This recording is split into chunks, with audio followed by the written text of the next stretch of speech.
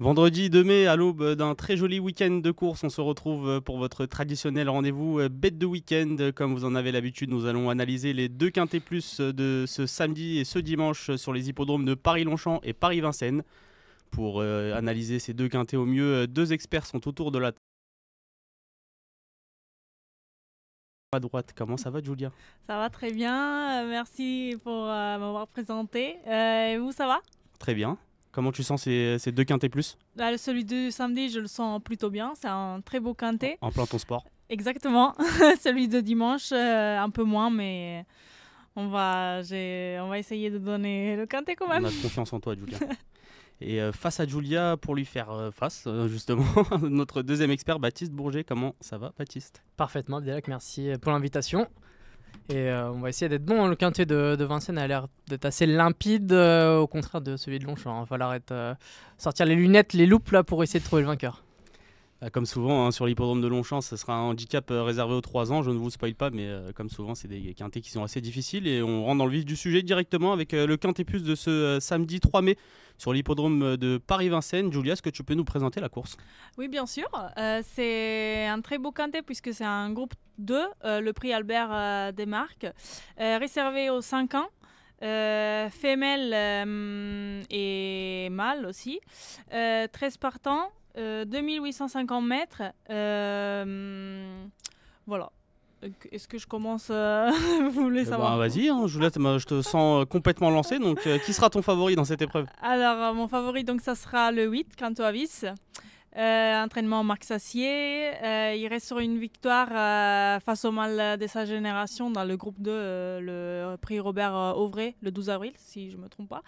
Et il était irréprochable cet hiver, donc je pense qu'il est en bonne forme et je pense qu'il peut renouer encore une fois avec la victoire ce samedi.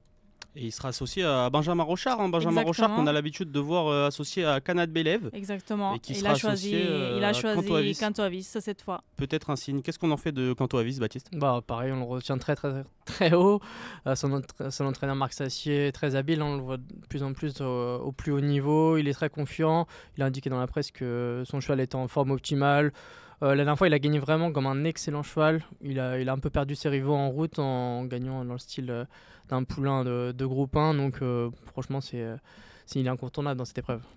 Tu lui opposes sur ton ticket, je spoil un petit peu, Baptiste, Canad Bélève en deuxième position. Est-ce que tu peux nous parler de cette pouliche qu'on connaît très bien, cette jument qu'on connaît très bien? À l'image de Canto Avis, elle reste sur un succès autoritaire. Donc c'est les deux seuls chevaux qui restent sur des succès de groupe.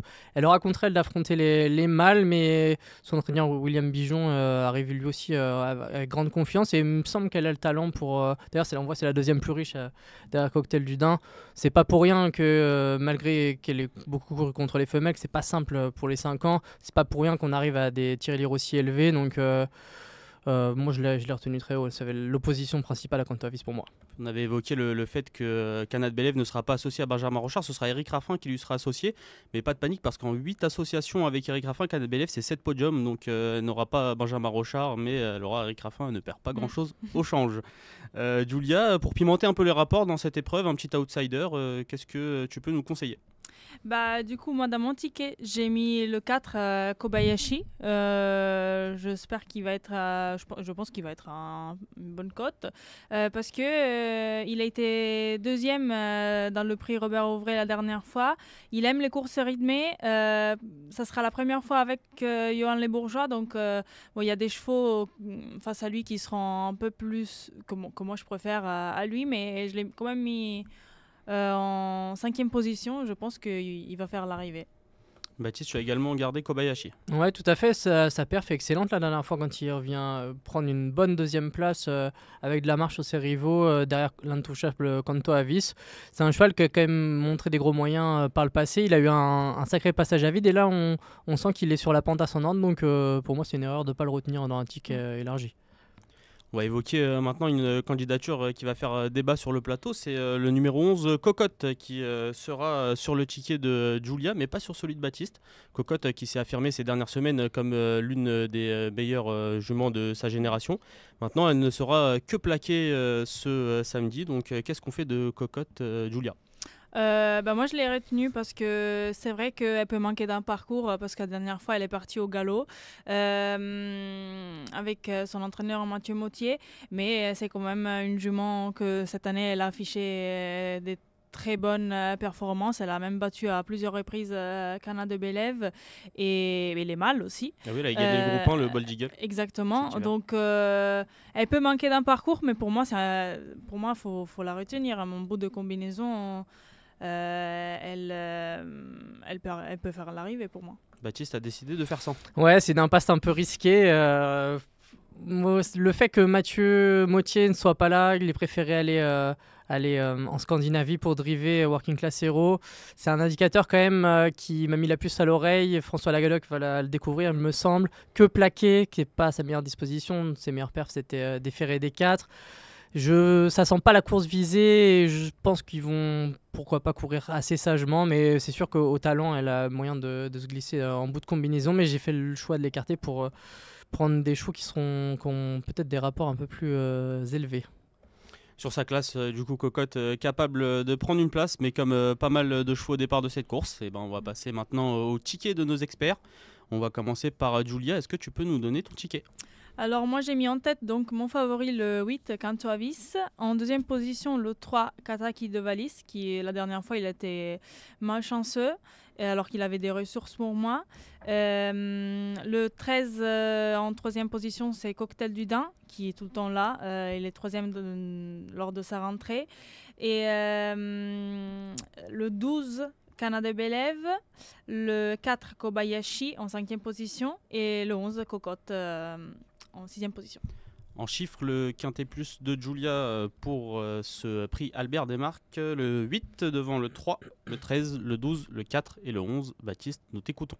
Alors moi en tête j'ai retenu Canto Avis devant Canada Bélève, on l'a longuement évoqué leur chance tout à l'heure. J'ai choisi en le troisième larron Cocktail du Dain, le seul millionnaire au départ de la course. Cheval dur sur les 2850 mètres de la grande piste, ça va être son sport. Il est capable d'aller loin, il est jamais battu. Enfin, sa cheval, même des fois quand il est un petit peu moins en forme, il est jamais plus loin que 6-7e. Donc là, il a l'air d'être sur une bonne pente. Kobayashi, on en a parlé. Xar, je l'ai retenu, c'est le cheval un petit peu qui rend malheureux souvent les parieurs. Son entraîneur Manu Varin est souvent assez confiant et il faut que ça se passe un petit peu au millimètre pour ce Xar, mais on sait qu'il a le talent. Il a déjà fait l'arrivée au niveau groupe 1 et il va arriver avec de la fraîcheur qui plus est. Et en bout de combinaison, j'ai retenu le numéro 5, Carat Vandel. Toujours compliqué d'écarter des chevaux de Laurent-Claude Abrivard qui sait viser les courses de groupe mieux que personne. C'était pas si mal la dernière fois, on peut dire que c'est que le GNT à Reims, dont un niveau un petit poil inférieur, mais c'est pas très très bien passé et on sait que c'est une ancienne placée de groupe 1, Alexandre Abrivard la connaît par cœur. Elle n'est pas super maniable, mais à l'issue d'un bon parcours dans une course qui va sans doute rouler, elle est capable de prendre une 5e place, 4-5e place. Le ticket de Baptiste en chiffres, 8, 12, 13, 4, 9 et 5. Vous savez maintenant absolument tout sur ce Quintet Plus samedi sur l'hippodrome de Paris-Vincennes. Nous passons maintenant à Paris-Longchamp et les galopeurs qui nous accueilleront dimanche pour le Quintet Plus du jour. Le prix de la ville de Paris. Baptiste, est-ce que tu peux nous présenter cette course ? Oui, tout à fait. C'est un handicap donc, sur le mile, le parcours de la grande piste qui a son importance. Parce qu'on sait que le parcours de la moyenne piste peut être un peu piégeux. Là, si on est sur un plus grand tournant, pour des 3 ans, il y en a pas mal qui ont peu d'expérience, peu de lignes croisées. Ça va pas être tout simple de détacher 5 ou 6 chevaux dans cette épreuve. Et justement, qui as-tu détaché en tête de ton ticket, Baptiste ? J'ai décidé de faire confiance à Michael Barzolona qui est toujours incontournable dans ces courses événements.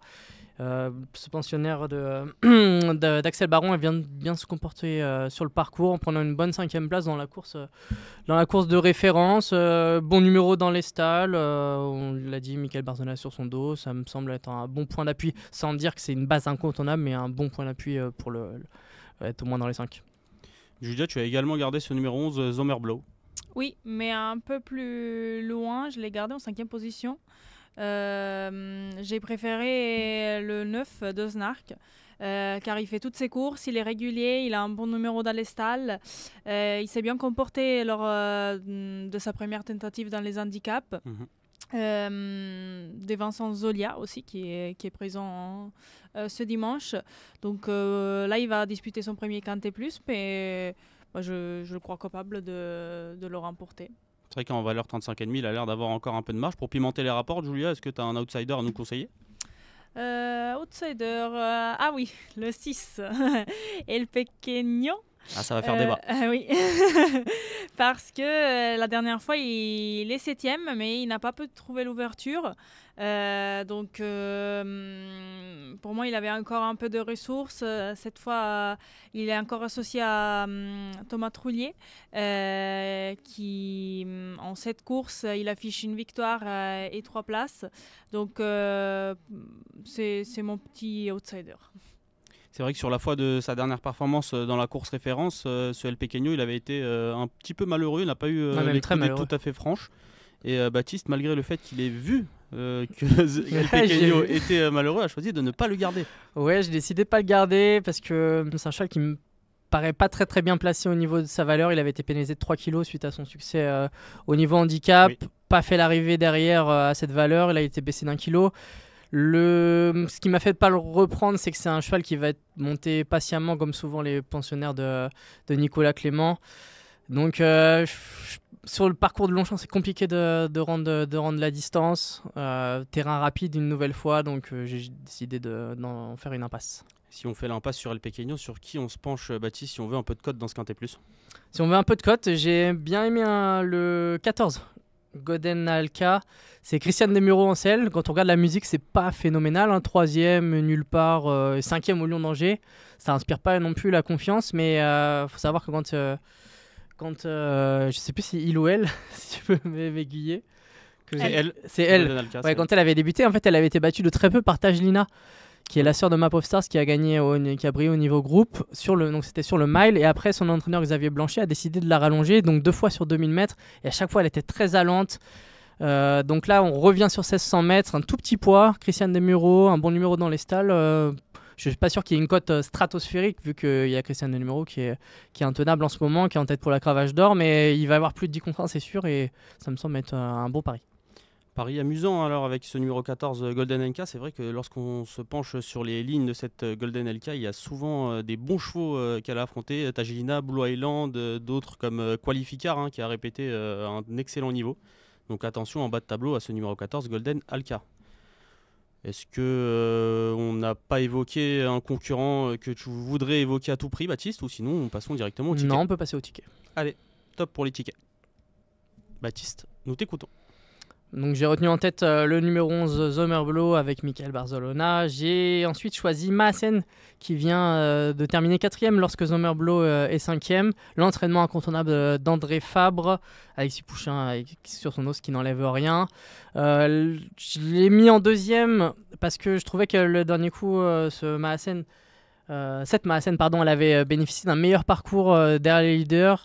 Donc pas une marge phénoménale, mais elle est irréprochable. Elle n'a jamais été plus loin que 4e, toujours 3e, 4e. Donc c'est une bonne base pour ce quintet. J'ai retenu aussi très haut le numéro 7, Rue Ernestine. Donc pour sa première la dernière fois à Toulouse dans un handicap. Ça s'était bien passé. Une course sage donnée par Maxime Guyon, venu prendre la 2e place derrière un bon poulain d'Henri Alex Pantal. Elle devrait être montée sur cette course de rentrée, cette Rue Ernestine, numéro 4 dans les stalles, Théo Bachelot. Donc elle a semble-t-il, des atouts à faire valoir. J'ai retenu comme Julia le numéro 9, The Snark, qui est un cheval qui a beaucoup de vitesse. La dernière fois à Nantes, en terrain roulant, il était tout de suite là. Et on sait que ça peut servir, avec le numéro 3 dans les stalles, prendre un bon départ, un départ volant sur cette piste de Longchamp pour aller le plus loin possible. On sait que c'est dur de revenir.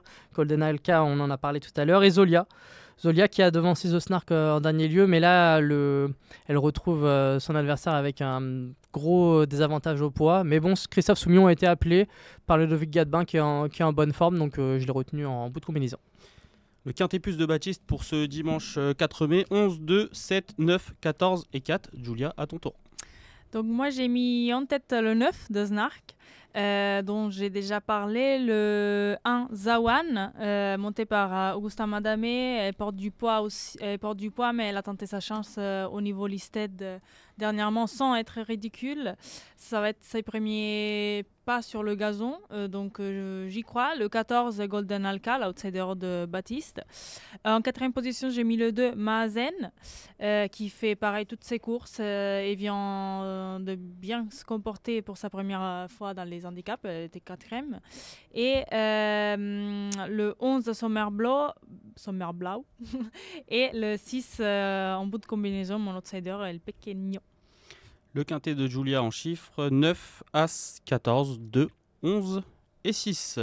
Vous avez maintenant toutes les clés en main pour ce week-end de course qui s'annonce très sympathique avec un peu de tout, hein, du galop, du trot, des courses étrangères avec les Guinées de Newmarket, une très belle course aussi avec Working Class Hero, Baptiste l'évoquait, en Scandinavie. Donc, le Kentucky Derby également. Le Kentucky Derby, exactement, dans la nuit de samedi à dimanche. D'ailleurs, vous pouvez retrouver un article qui traite du Kentucky Derby sur notre site equidia.fr. Voilà, en attendant, je vous souhaite de passer un excellent week-end de course. Prenez soin de vous et à la semaine prochaine. Ciao. Ciao.